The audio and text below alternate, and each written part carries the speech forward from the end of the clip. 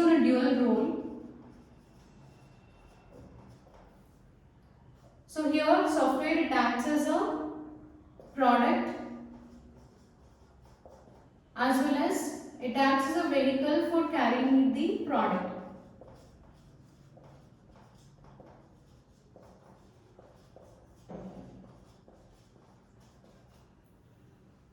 So first we'll see the first point. So how software acts as a product. So here,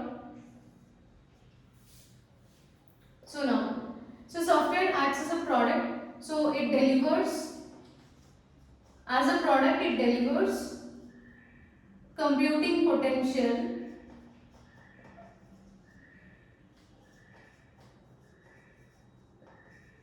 embodied by computer hardware.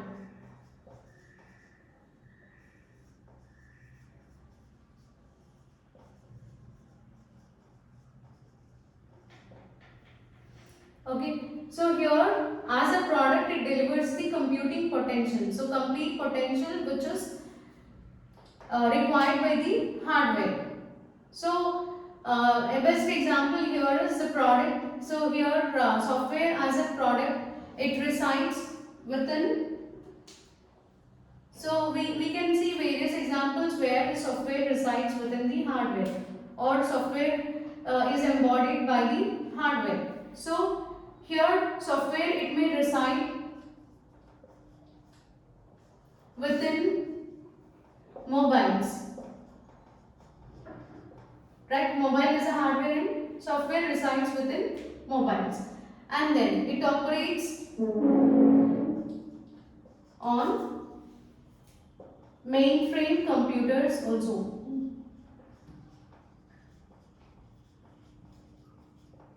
So here computer is a hardware and software, it operates on mainframe computer. Okay, so here we can simply say that software is an information transformer. Simply, how can we define it as? So we can define this software as a information transformer.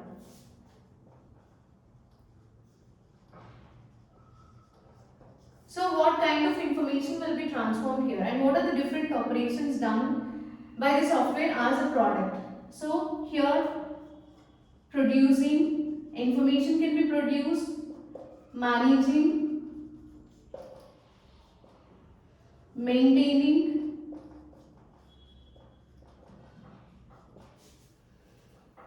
acquiring, then displaying and transmitting information. So software as a product, it acts as an information transformer. It may produce information, manage information, maintain information, acquire information, display and transmit the information. So here again this information can be in any form. So information can be a simple information or it can be as complex as multimedia presentation. So it can deal with any kind of information. So it can take either the simple information or complex information, but it can perform all these operations. Okay. So software as a product, it performs all these operations. And then vehicle for carrying the information. So how can we define this? So software as a vehicle for carrying the product. So it acts as a basis for control of information,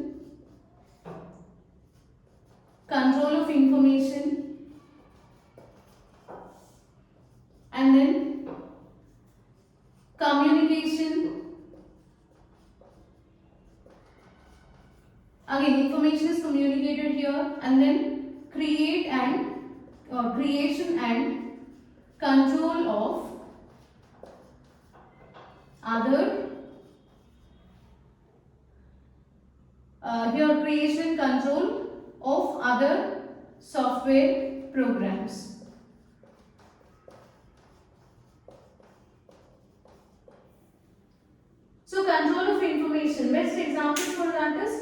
operating system, right? So operating system is used to control, so it can be used for controlling the information and communication. So how communication happens? So communication takes place in networks. So information is computed with the help of network, and then creation control of other software programs. So here we'll be using various software tools and software tools and environments in order to control or in order to create other software programs. So software as a vehicle for carrying the product, it performs all these tasks. Okay. So these are two different uh, definitions, or this is how we can define software on a dual role. Then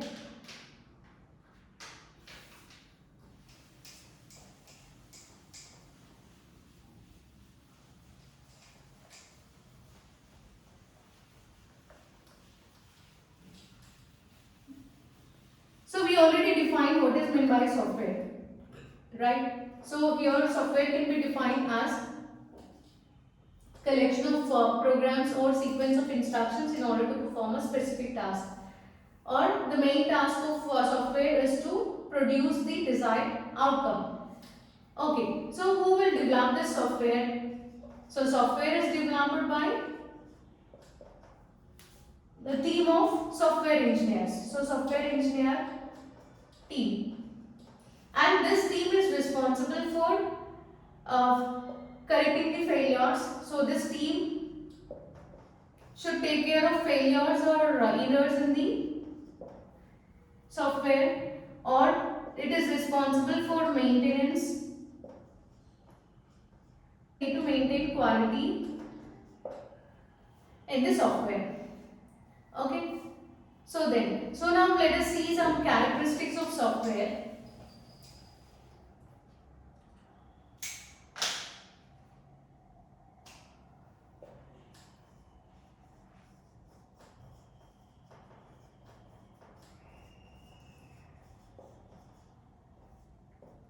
So characteristics of software. So software has logical properties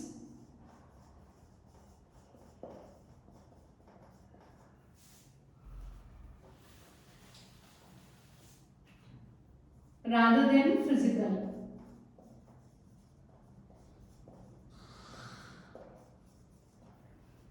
So simply we can say that software, so what are the physical properties? So like shape, volume, etc. So software has no shape, no volume, or no color, no order, etc. So these software products, they are not affected by the physical environment. Okay, because they are not taking physical properties into consideration. They are just taking it just has logical properties. So it is not affected by the physical environments. So if you consider an example here, so see, if you want to develop any hardware, then in that case you need to take care of size, then shape, and all those other things also. So for example, if you take car, so while designing a car, so we need to take care of the size. Size of the car should not be too big or too large. So what happens if the car is too big? So if the car is bigger cars usually they occupy more space, right? So bigger cars occupies more space, as well as they may create traffic on roads as well. So by keeping these kind of things by keeping these kind of things in mind, we need to design the hardware component or hardware products. Okay. So whereas while developing the software, so software can be designed and implemented without considering physical constraints.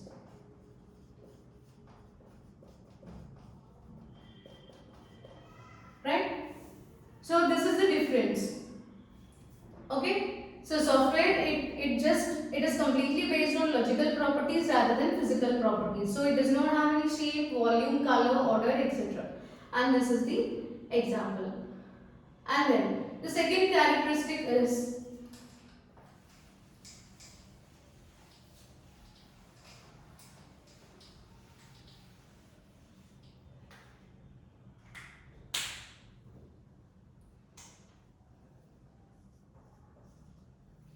software is mobile to change. Second characteristic is software is mobile to change.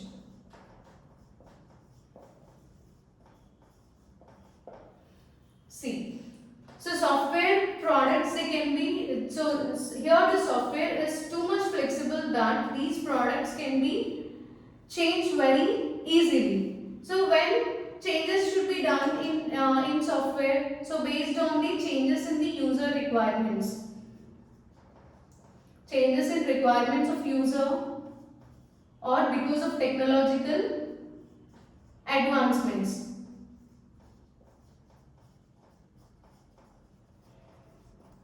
So due to these reasons, we need to implement changes in the software. And here functionality can be modified.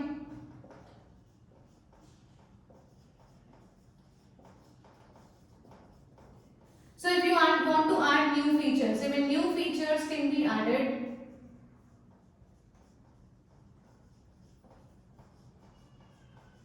So you can just observe. Sometimes you will be getting software updates. So when you get software updates, so new features are added to the software. So based on the technological advancements, so the new versions of the software will be released and updates will be, so software updates will be received by the users. So new features can be added to the software product, and at the same time software can be migrated. So software can be migrated to any platform or any other platform. Okay. So functionality can be modified, features can be added, software can be migrated to other platforms also. So this is about software is mobile to change. So you can easily change so software can be changed very easily. So by change, so changes will be done usually due to changes in the requirements of the user as well as due to technological advancements. And coming to the third feature, so we have total 4 features here. Let us discuss remaining 2 as well. So third feature is software is obsolete or software becomes obsolete. Software becomes obsolete, but it does not wear out or die. Okay, so what is meant by obsolete? Obsolete is nothing but not in use. So sometimes software may become obsolete, but it may become obsolete due to changing in requirements. So if new requirements were given by the users, then in that case the existing software becomes obsolete because that software needs to be updated with the new requirements. And then changing in requirements or technological changes.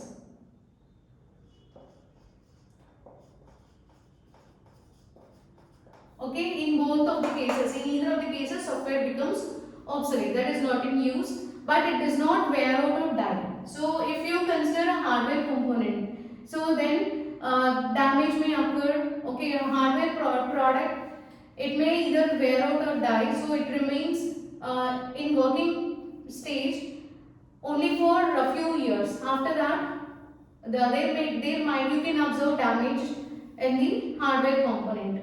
Whereas in software, you won't find that problem.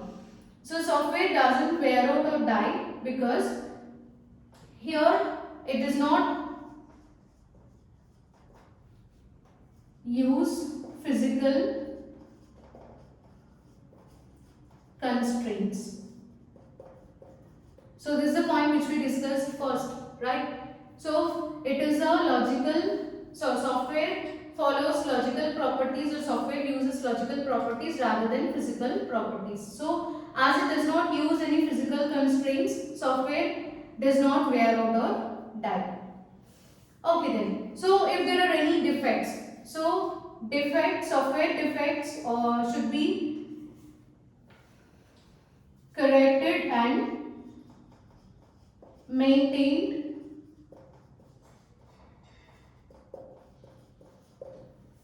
So we need to identify the faults or defects in the software, and so once the defects are identified by the team, so they need to correct the defects and they need to remove the errors or bugs in the code or software, and they need to maintain the software. So because of this, so this correction and maintenance is actually difficult.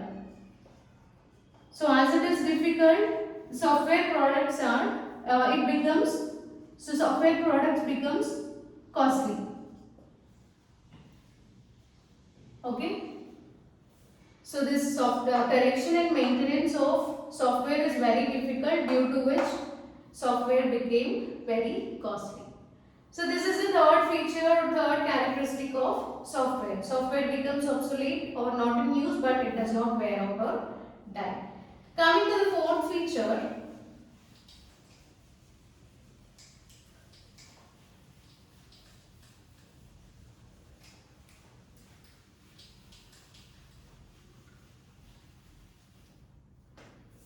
so software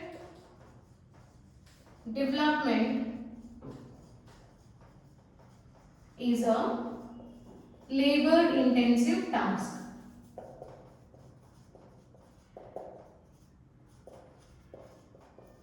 So here, while developing a software, all these steps that are required for software development are followed here. So the first step in software development is, so all the steps will be followed for software development or to design a software. And what are the steps?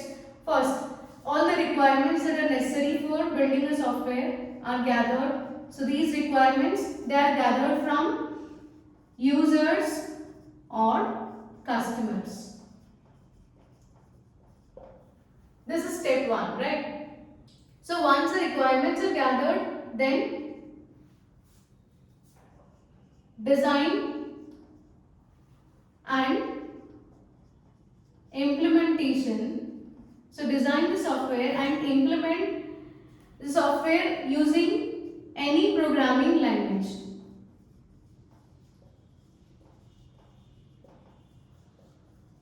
Any programming language on any platform. Okay, first step is requirements, then design and implementation. So this implementation can be done using any programming language and on any platform. Then next step is to ensure quality. So we need to check the quality of the product, right? So to ensure quality, the developed software should be tested well. So test the software before putting it into operation. So before putting it into operation itself, the designed or the developed software, it should be tested well using various techniques, testing techniques, in order to find out the quality of the developed software, whether it is of high quality or not. And after this, so here are sometimes some of the software components can be reused as well. So some software components can be reused as well, but in order to do that, one requires knowledge. Okay, he requires thinking, logical thinking, and engineering paradigm.